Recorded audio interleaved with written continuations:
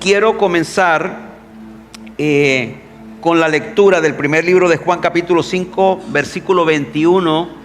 Y Juan aquí de manera especial, transmitiendo la paternidad de Dios, lo que tiene Dios en el corazón, escribe de manera muy especial, diciendo en el versículo 21, dice: queridos hijos. Mire qué forma tan especial como comienza este versículo.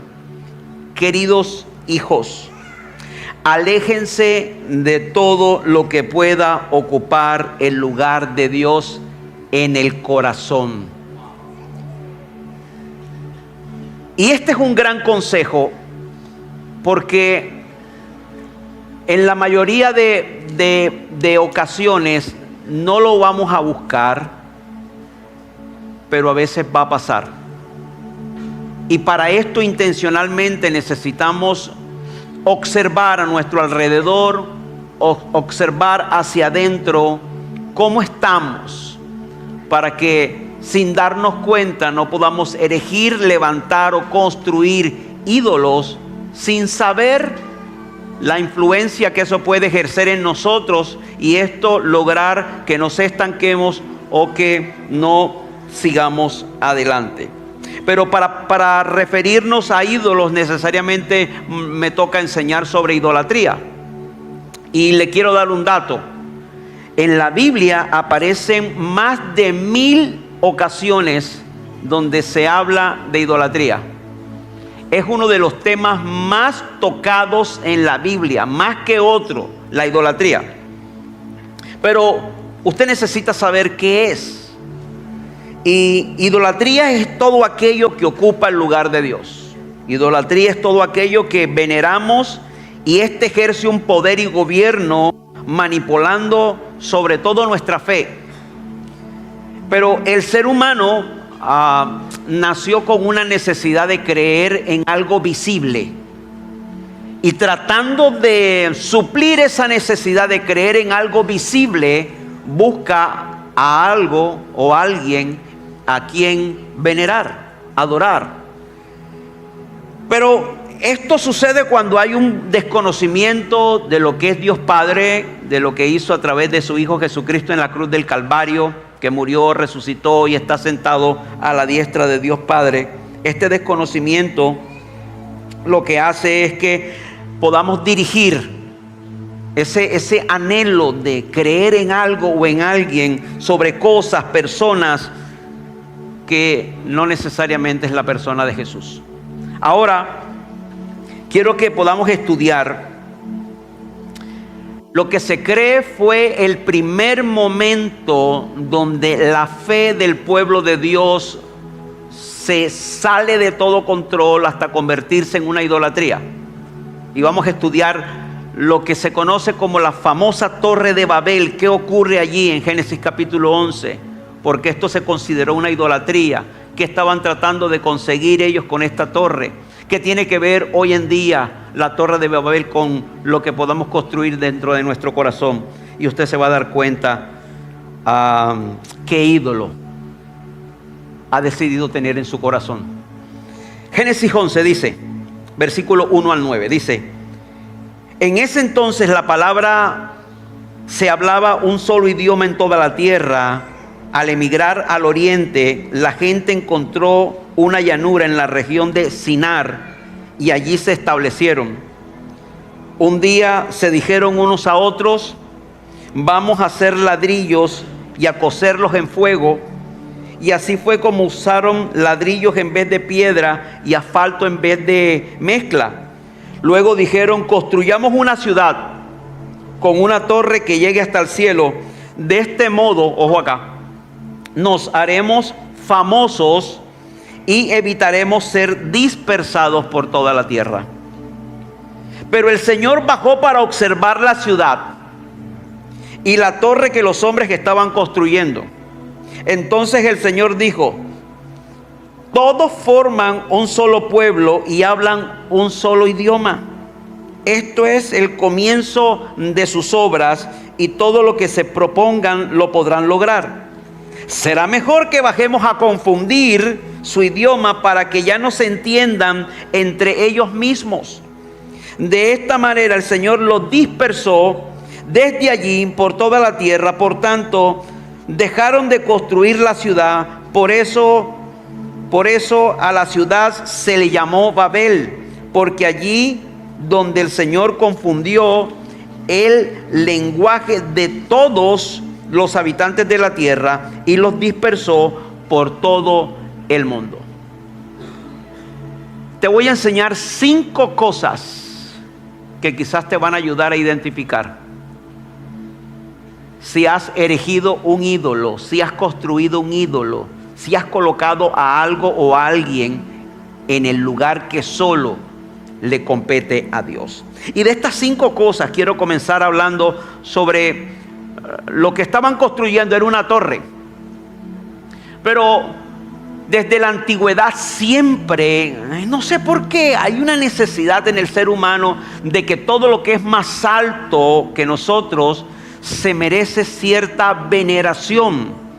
Pero en la antigüedad, lo que eran todos aquellos que practicaban ocultismo, que adoraban dioses paganos, estos hombres que servían al dios Acera, al dios Baal, estos brujos tomaban ciertas varas y colocaban sus ídolos en la punta y los erigían tan altos para que cuando todo el pueblo saliera a las calles pudiesen ver esos dioses en lo alto. Hay una conexión entre lo que es alto y lo que se debe venerar. Por eso, aún en medio de nuestros tiempos, vemos cosas como el obelisco. Todo mundo va a una Argentina quizás de pronto a ver ese obelisco que hay allí. Se ha convertido en un tema turístico. Por eso quizás de pronto la gran Torre Eiffel, ¿verdad? Que muchos van allá, hacen turismo, están casi que contemplando eso que se levantó muy alto. Muchas veces llegamos a algunas estatuas de gente que ha logrado cierto éxito y le hacen un monumento. No nos vamos muy lejos, podemos ir aquí a nuestra zona del Malecón, ese lugar tan hermoso. Ahí podemos encontrar a la hermana Shakira hecha estatua y la gente va ahí, se toma un selfie y coloca en las redes sociales, porque al parecer hay una necesidad en el interior de nosotros, que todo lo que está erigido, levantado, requiere cierta veneración por parte de nosotros. Pero todas estas cosas yo las estoy diciendo porque van a conectar con que ellos ahora aquí están colocando la idea de hacer una torre alta, por supuesto. Pero cuando yo estoy hablando de algo alto, me estoy refiriendo a algo también que usted tiene que entender sobre lo que significa la palabra altar. La palabra altar significa lugar alto. Quiere decir que también en la antigüedad, como propósito y plan de Dios, cada vez que alguien venía a hacer un sacrificio, cada vez que alguien venía a tener un tiempo en la presencia de Dios, venía al altar, lo que significaba lugar alto. Yo quiero que me traigan esa silla, por favor. Pretendo hacer una ilustración acá que lo va a conectar con algo que pasa espiritualmente y no lo sabemos. Cuando nosotros vamos al altar, que nos habla de oración, el lugar de oración, el lugar de sacrificio, el lugar de comunión. Cuando vamos al altar, lo que realmente estamos haciendo es ir al lugar, ¿cómo? Alto. En otras palabras, cada vez que yo voy al altar, al lugar alto, espiritualmente ocurre esto. Yo crezco. Ahora yo estoy en el altar literalmente, teniendo comunión con Dios, pero ocurre algo en el mundo espiritual. El altar te da ventaja. En todas las batallas de todas las décadas existidas, todas las victorias han venido porque se ataca desde el aire. No sé si está entendiendo. Cada vez que usted viene al lugar, al altar, al lugar alto, usted tiene ventaja sobre sus enemigos. Usted tiene ventaja sobre la crisis. Usted tiene ventaja sobre la opresión. Usted tiene ventaja sobre la tiniebla. Usted tiene ventaja sobre la enfermedad. Usted tiene ventaja sobre cualquier situación incómoda que pueda estar pasando. Porque Dios en el mundo espiritual, cada vez que vas a tener comunión con Él, en oración, en sacrificio, en adoración, tú creces. Casi que las circunstancias tú las ves pequeñas. No son más grandes que tú, no son más grandes que Dios, mucho menos, por supuesto, más grandes de lo que Dios dijo que haría contigo. Pero estas cosas en el mundo espiritual, como no se ven, no nos tomamos selfie, no hacemos mucha bulla. Gracias, déjala aquí un momento, por favor. No es tan importante porque pareciese que al ser humano le encanta tener una evidencia de aquello que es alto. Pero lo verdadero es, la verdad es que cada vez que vayas al lugar de oración, al lugar de adoración, tú vas a estar en lo alto. Y qué bueno saber que cada vez que yo voy haciendo eso, aunque no lo esté viendo, voy a tener ventaja sobre todos y sobre todo. Yo pensé que alguien se iba a emocionar con eso. Ahora ellos están construyendo una torre. Una torre. Ellos querían hacerse famosos. Note, míreme acá. Mucho cuidado con hacer tu propia torre de Babel sin darte cuenta. Mucho cuidado con construir algo que Dios no quiere avalar porque sabe que te hace daño. Mucho cuidado con construir una torre de Babel y jugar a ser famoso y a ser reconocido, porque quizás eso te puede corromper y tú no sabes qué va a ocurrir. Quizás por construir esa torre vas a perder tu casa, tu esposa, tu esposo, tus hijos, no sé qué, por construir algo a la cual Dios no te ha llamado. Pero si Dios te llamó a construir algo, hazlo de la forma que Dios te diga. Ahora ellos están construyendo una torre, el lugar alto. Querían ser famosos, reconocidos, que todo el mundo les pueda ver. Pero esto tenía un propósito. ¿Quieres saber cuál es? Además de ser reconocidos, de ser famosos, la torre era un templo. Un templo para adorar a un Dios pagano, para venerar y adorar algo visible. Pero nuestro Dios es un Dios invisible. Jesús le puso cara a nuestro Dios. Se hizo carne, dice Juan. Dice la Escritura, a los suyos vino y los suyos no le recibieron.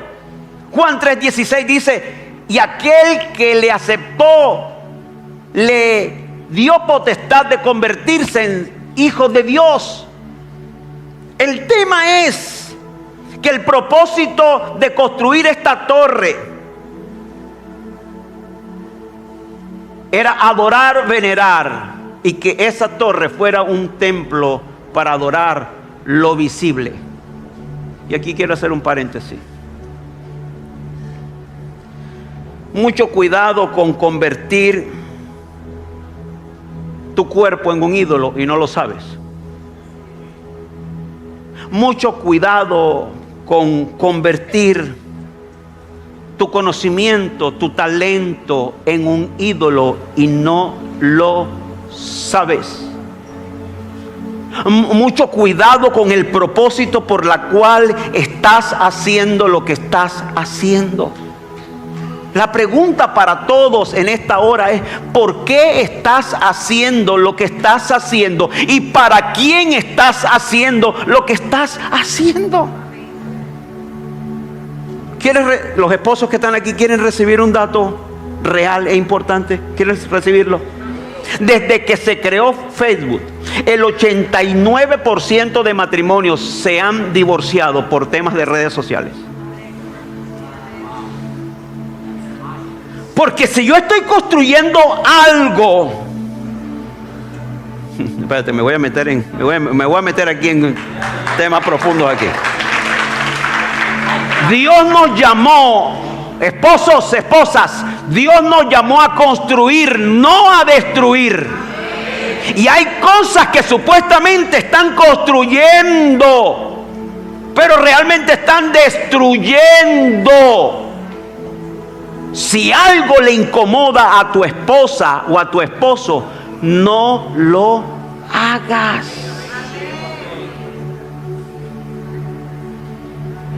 Porque amar no significa sentirse satisfecho, es satisfacer.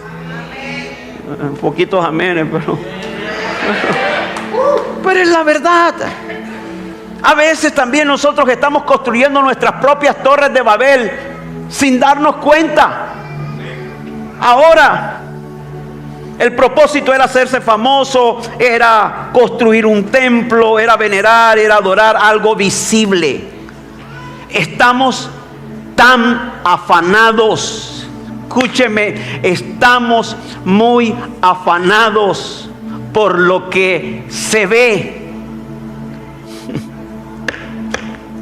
Estamos tan necesitados que nos vean como de lugar. ¿Usted se acuerda de chicos cuando estábamos en el colegio? Por lo menos en mi caso, bien brutico que era. A mí, yo no me podía ver porque tenía el gran conocimiento, ni por las grandes calificaciones. En ese entonces los boletines eran de cartulina, y el que sacaba rojo perdía. Yo le decía a mi mamá que lo que ganaba era el rojo, era rojo.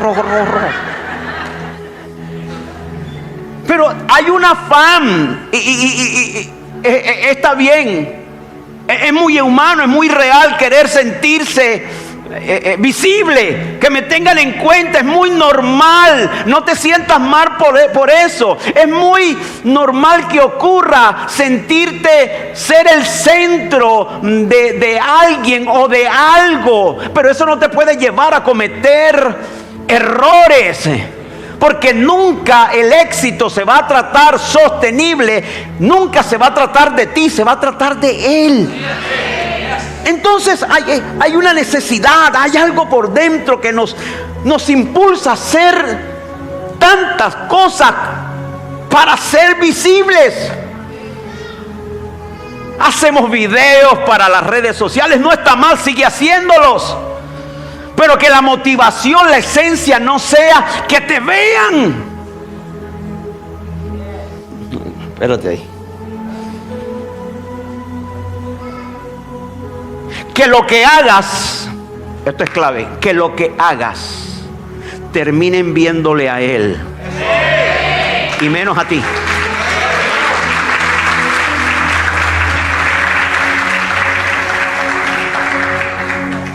Esa necesidad de ver, de que me vean, de lo visible, es algo que es muy real, es muy humano, es muy de todos nosotros.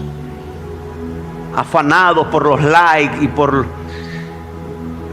no sé cómo llamar eso. Montamos algo y hay como, tengo 1000 likes, tengo 2000, tengo 3000, tengo como ese afán de aceptación, de que me vean. La pregunta es: ¿por qué quieres que te vean? ¿Y para qué quieres que te vean? ¿Cuál es el afán de querer que te vean? Aló.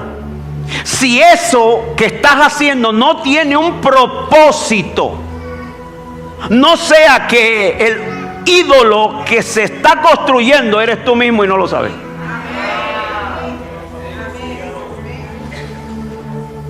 Ahora, te hablé de la torre, ayúdenme en pantalla, te hablé del propósito, ahora te voy a hablar de la motivación. Esa motivación de ser reconocidos. Hay gente que está tan pronto se entere que no ha podido ser el centro de la reunión, se va. Hay gente que quiere ser reconocido por encima de otros, opacando a los demás. Y cuando Dios se dé cuenta que andamos en ese afán de ser reconocidos, Él acostumbra, ya usted sabe lo que yo voy a decir.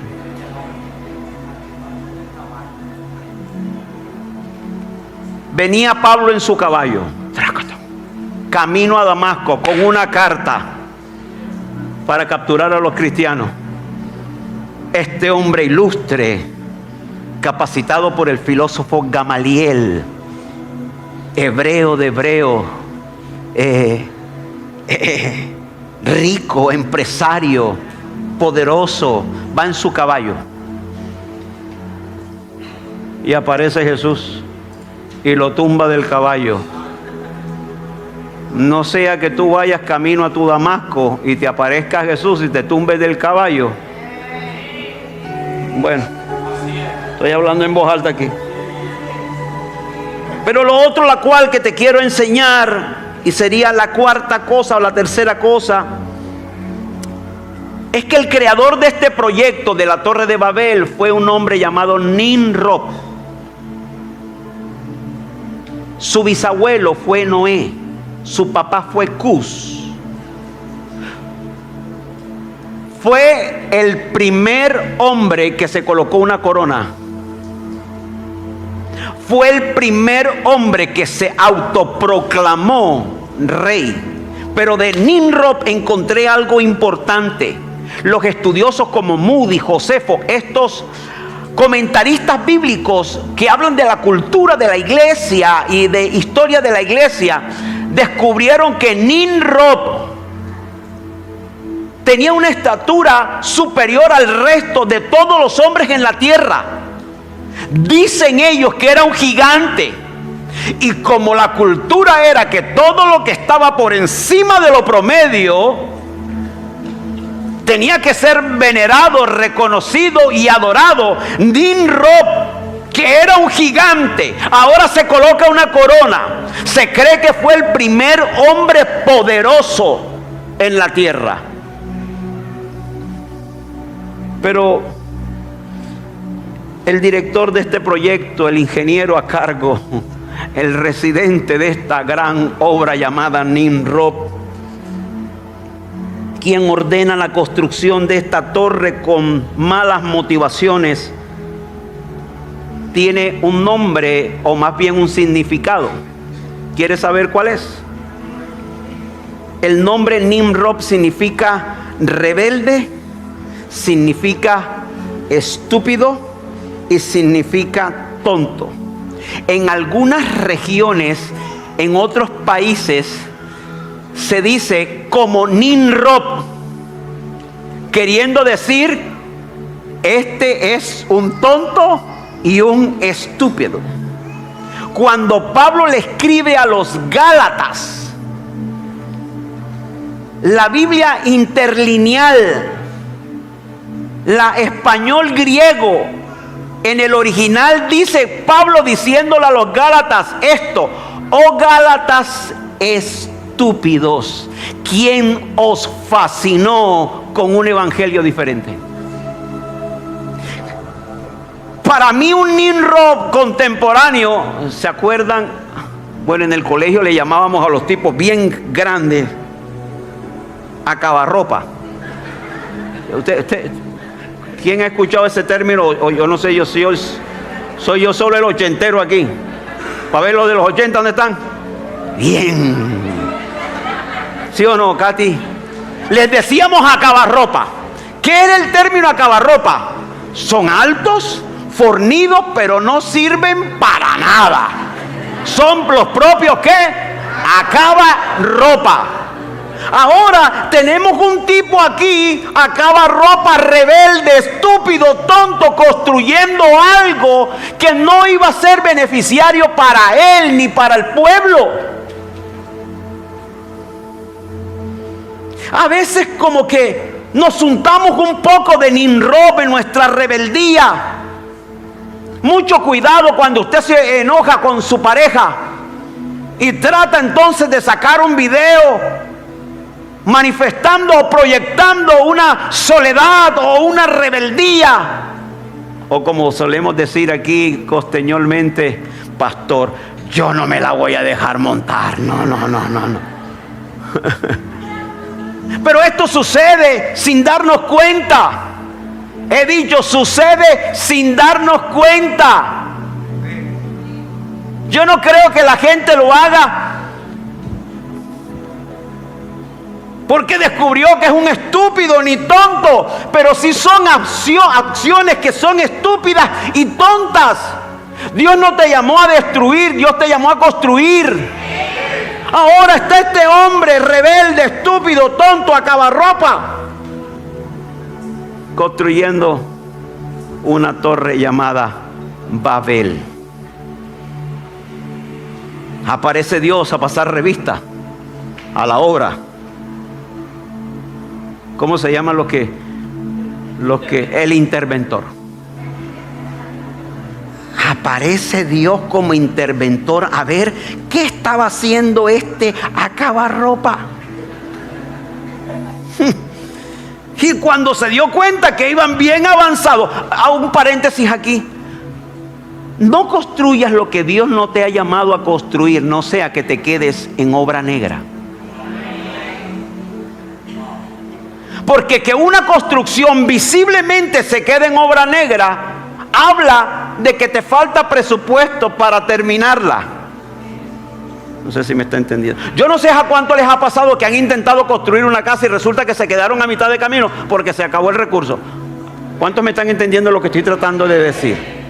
Cada vez que Dios está viendo que estás construyendo algo que mañana más tarde te va a corromper, te va a dañar, va a destruir tu casa, va a destruir tu matrimonio, va a destruir tu comunión con Él, Él va a pasarle revista a eso y Él va a implosionar eso. ¿Aló? Y quizás si no interpretas bien esto, ¿sabe qué acabo de recordar? Nimrod estaba tan resentido con Dios. ¿Sabe por qué? Porque en el diluvio Dios había acabado con todos sus antepasados. Este era un ateo completo. Él quiso levantar esta torre para decir: ahora el Dios que los va a proteger soy yo. El Dios que les va a proveer soy yo. Porque el Dios que nos presentaron acabó con todo el resto de gente. Yo no. Supuestamente pensaba él así. Pero cuando estas cosas suceden, por amor a Dios, interprétalo de manera correcta. Es para que no te termines corrompiendo. Si te metes a aguas muy profundas a las cuales Dios no te ha llamado, si te metes a hacer algo en la cual Dios no te está aprobando, es porque realmente Él quiere preservarte de aquello que te va a producir demasiado dolor. Que eso es así, es porque Él está manifestando su amor de manera anticipada y nos va a terminar quitando aquello aún que nosotros empezamos a construir. Cambia la frustración por la revelación de lo que realmente es. Que ya no estés construyendo eso que te iba a hacer perder. No sé si me está ayudando a entender.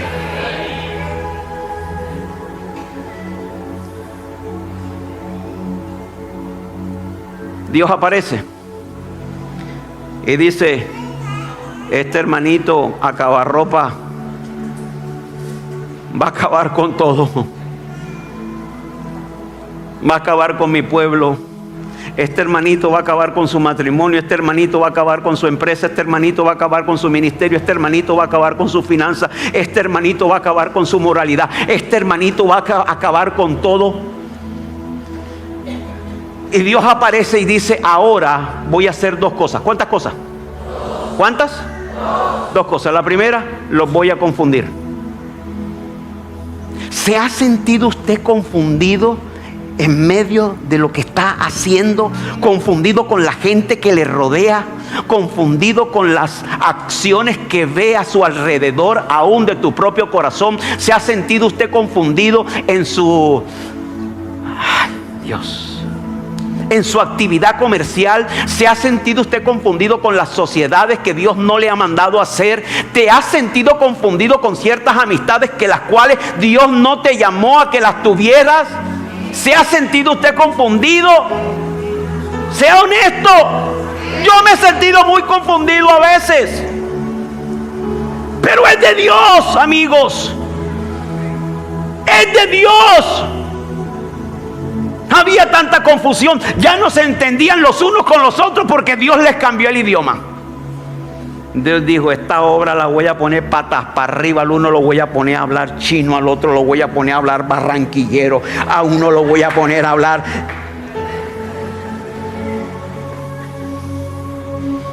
Esa confusión que siente tu corazón en determinado momento es poniéndote en pausa. Es para que reflexiones. No puedes seguir así. Tienes que parar, tienes que identificar, tienes que corregir, tienes que aplicar algo. Porque al final del camino las cosas van a salir muy mal. Quiere que le enseñe una teoría muy mía particular. El problema de tomar malas decisiones o de construir aquello que Dios no nos ha llamado a hacer, o meternos a darle mal manejo a nuestra moralidad, ¿quiere saber cuál es? No somos nosotros. Quien va a pagar los platos rotos de eso son nuestros hijos.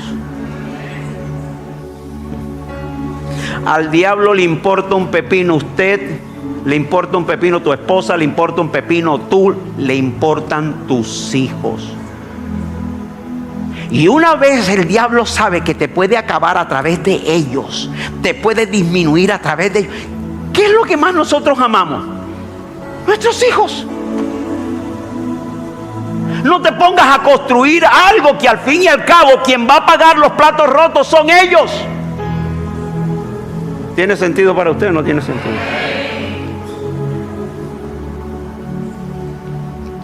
Ahora, ellos están confundidos, no se entienden. No se entienden.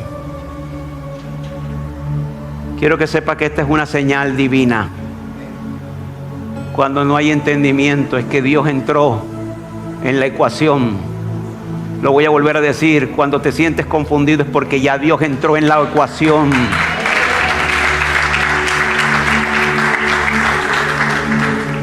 Pero lo segundo que hace es que primero los confunde y después los dispersa.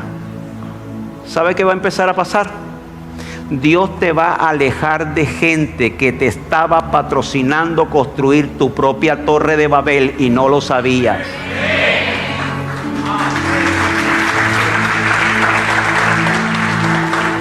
Primera de Juan capítulo 5 versículo 21. Aléjense de todo aquel que te está ayudando a ser un idólatra. Eso es lo que quiere decir. No permita que nadie le ayude a construir algo que va a terminar muy mal. Yo tengo un discípulo que quiero mucho, con mucho talento, con mucha tenacidad para los negocios, y estaba pasando por una crisis. Y me dice: padre, tengo una idea de negocio. Y se la creo, porque el tipo siempre vive lleno de ideas de negocio.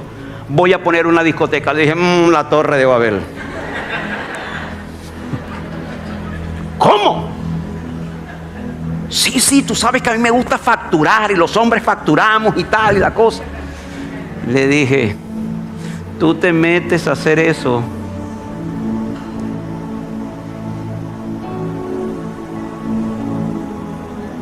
y te vas a acabar, y vas a acabar con lo tuyo. Tienes una tendencia a, y si vas a comenzar a construir tu propia torre de Babel, te va a ir muy mal, porque como quieras Dios va a aparecer y va a fundir los bafles. Al DJ le va diarrea. El portero lo va a salir corriendo por ahí. Va a aparecer el diablo en medio de esa Te van a cortar la luz, no vas a tener cómo pagarle al barman. Las niñas bonitas se van a ver greñúas. Te va a destruir todo eso. No te metas en eso. Y gracias a Dios no lo hizo y hoy está prosperando. No se ponga a construir lo que Dios no le ha llamado a construir. Sobre todo, revisa que lo que estás haciendo tenga las motivaciones correctas, no las incorrectas. Hágase preguntas como: ¿por qué estoy haciendo lo que estoy haciendo? ¿Y para quién estoy haciendo lo que estoy haciendo? ¿Tiene sentido esto para usted? Le da un aplauso bien fuerte al Señor. Se pone de pie.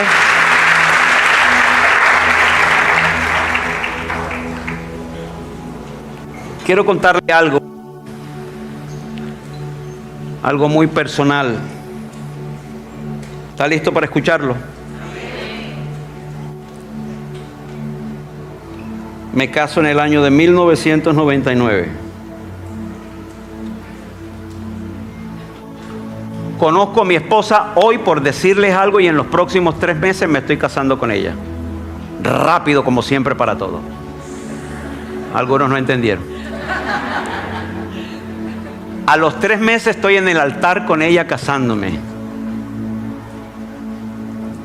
Pasó una semana y me salí de la casa para irme a la casa de mi mamá, porque por una discusión se terminó todo. Ahora yo estoy confundido. Dije: wow, me casé rápido y me separé rápido.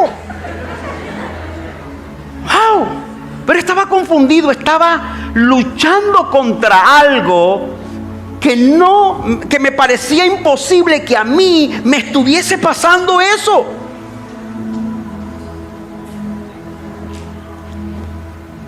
Llegó el domingo, el día de ir a la iglesia, y pasó algo en particular que les quiero enseñar.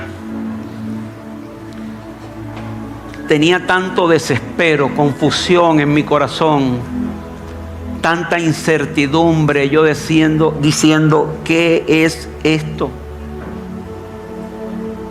Yo tenía una moto, prendo la moto y me voy afanado, desesperado, y de mi casa rumbo a la iglesia me fui llorando. Me sentía mal, fracasado. Pero hubo un momento en que la moto se vara y se detuvo. Y yo intento ahora reparar la moto, saber por qué no estaba encendiendo. Y era la primera vez que yo quitaba una bujía. Y yo estoy quitando la bujía y estoy tratando de mirar. Ahora tengo mis manos llenas de grasa, todas, empatado. Estoy sudando, había un sol inclemente, pero un desespero y una incertidumbre por dentro. Una lucha por dentro sin entender por qué me había ocurrido eso. Después de tanto bregar con la moto, no la pude arreglar, pero había un anhelo por estar en la casa de Dios increíble. Y dije: si la moto no me lleva a mí, yo llego a la moto. Y empecé a empujar la moto, a correr cuadras y cuadras. Y mi motivación era llegar a la casa del Señor para que Él me escuchara. Y ahora yo estoy llorando, sudando, con las manos llenas de grasa, corriendo cuadras y cuadras y cuadras y cuadras. Llego a la iglesia, ya la reunión había empezado. Entro, estaba la iglesia llenísima. Casi que no podía entrar. Yo me fui escabullendo como pude. Recuerdo como si fuera ayer levantar mis manos ahora que estaban llenas de grasa, pero no me importó. Y empecé a orar a Dios y comencé diciendo: Señor, perdóname porque he construido un ídolo sin darme cuenta. Y empiezo a decirle: Señor, alguien empezó a ocupar el lugar que solo te pertenece a ti. Y empiezo yo a orar, pero tan intensamente en ese momento que logré conectar con Dios y Dios empieza a hablarme. Me ayudó a identificar aquello que había ocurrido. Yo no lo busqué, pero sucedió por no prevenir estas cosas, por la necesidad de ser amado, aceptado y otras cosas más. Pero en el mejor momento de la oración suena mi teléfono celular. Era mi esposa. No le contesto, pero hubo un mensaje que dijo: hablé con Dios. Y Dios me dijo para seguir adelante contigo. Y yo estoy leyendo el mensaje. Y Dios ahora me está hablando a través del mensaje. Porque cada vez que tú desentronas, quitas, derribas todo aquello que solo le pertenece a Dios, Dios logra entonces, configurando todo lo que no era entendido, ahora se entiende. Lo que era frustrante, ahora te da paz. Toda incertidumbre se llega a desvanecer y entiendes por experiencia propia que nadie debe tener el lugar que le pertenece a Dios. No es tu talento, no es tu conocimiento, no es tu don, no es alguien, no es algo, no es tu carrera, no es lo máximo que te creas, es Él. Asegúrate de que eso nunca te logre pasar. ¿Tiene para usted sentido esto? Hoy en día, con mucha seguridad en mi identidad, yo le digo a mi esposa: tú no eres lo más importante es Dios. Hijos, yo los amo, pero más amo a Dios. Esposa, te amo, pero más amo a Dios. Jamás volví a cometer el error de colocar algo o alguien en mi corazón que no sea Él. Y con esto he bregado el resto de mis días, asegurándome que nadie, ni siquiera la iglesia, que es lo que más amo después de mi familia, bregando con que ningún discípulo, ninguna persona que nos apoye logre convertirse en algún ídolo sin darme cuenta. Y este mensaje lo hice intencional, no para predicárselo a ustedes, para recordarme a mí de que no puedo volver a caer en ese error.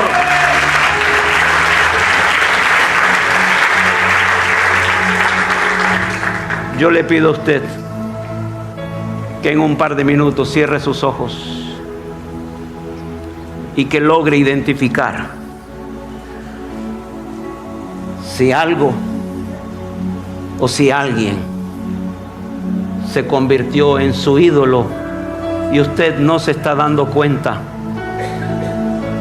No sé si es un hijo que tienes que se convirtió en tu ídolo y no lo sabe. No sé si es una sociedad que se convirtió en un ídolo y no lo sabe. Pero Dios quiere que te recuerde que tú dependes de Él, no dependes del ídolo que se ha venido levantando. No sé si tu ídolo es el emprendimiento que tienes, el talento que tienes, el negocio que tienes. No sé si el ídolo apenas se está construyendo. No sé si ahora el ídolo le estás dando fuerza en tu corazón, le estás dando forma en tu corazón. Asegúrate de que todo ídolo hoy caiga. Porque después de que los ídolos tomen fuerza, lo próximo que ocurre es que te estancas, no creces. Vives confundido, afanado, desesperado y no sabes cuál es la razón. Hoy decide en tu corazón, con tus manos en el pecho como símbolo, saca y haz caer a todo ídolo que has levantado aún sin darte cuenta. Pide perdón si es el caso a Dios. Acuérdate lo que me ocurrió hace 25, 26 años. Levanta tus manos, habla con Él, ponte a cuentas con Dios, pide perdón. Si te toca pedir perdón, di: Señor, no quiero hacer de nadie, ni de nada, ni de mí mismo, ni de mi talento, mi ídolo. No quiero ídolos, Señor. No quiero ser idólatra sin darme cuenta. No quiero que las circunstancias de querer ser visto, de querer hacer algo, de convertirme en el centro para alguien, me descalifique de tu propósito. Porque al fin y al cabo,